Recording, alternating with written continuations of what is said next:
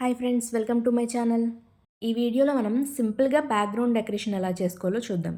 Decoration అనేటప్పటికీ పువ్వులు మెయిన్గా కావాలి. పువ్వులు అంటే అసలే ఇప్పుడు సీజన్ కాబట్టి పువ్వులన్నీ కూడా చాలా రేట్ ఉన్నాయి. సో మనం సింపుల్గా మనకి దొరికే పువ్వులతో చేసుకుందాం. ఇవి జిల్లేడు పూలు అందరికీ ఈజీగా దొరుకుతాయి. ఖాళీ స్థలాల్లో అక్కడ ఉంటాయి. వీటిని కడుక్కొని కొంచెం తుడుచుకోవాలి.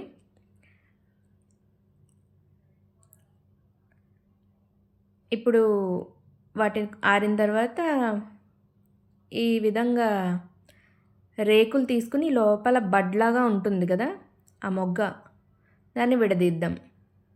సో ఈ విధంగా మొత్తం పువ్వులన్నీ కూడా విడతీసుకోవాలి.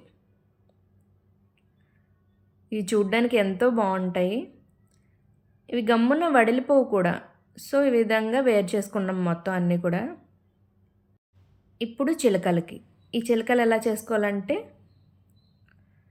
నేనైతే అరిటాకులతో చేసుకుంటున్నాను. వాటిని కట్ చేసుకుని కొబ్బరాకులతో కూడా చేసుకోవచ్చు.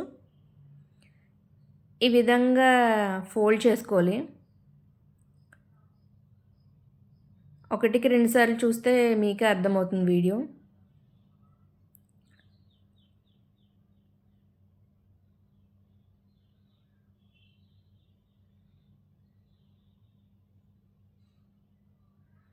దాన్ని అడ్జస్ట్ చేసుకుంటూ సెట్ చేసుకోవడమే.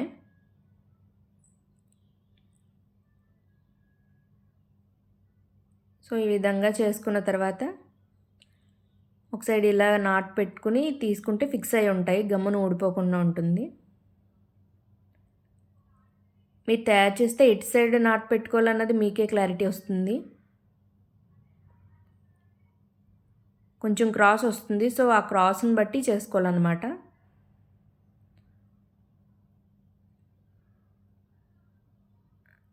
చూసారు కదా, ఇంక ఊడిపోకుండా ఉంటుంది స్టిఫ్గా. ఇది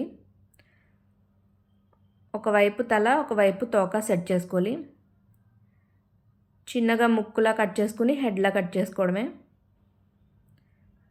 సో ఆ రెండింటిని గమ్ముతో అతికించవచ్చు, లేదా అలా ఉంచేసుకోవచ్చు.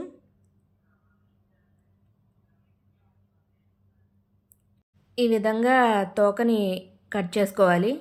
చూసారు కదా, సింపుల్గా చిలకని ఎలా తయారు చేసుకోవాలో. ఇప్పుడు ఊలు తీసుకోవాలి. నేను గ్రీన్ కలర్ తీసుకున్నాను.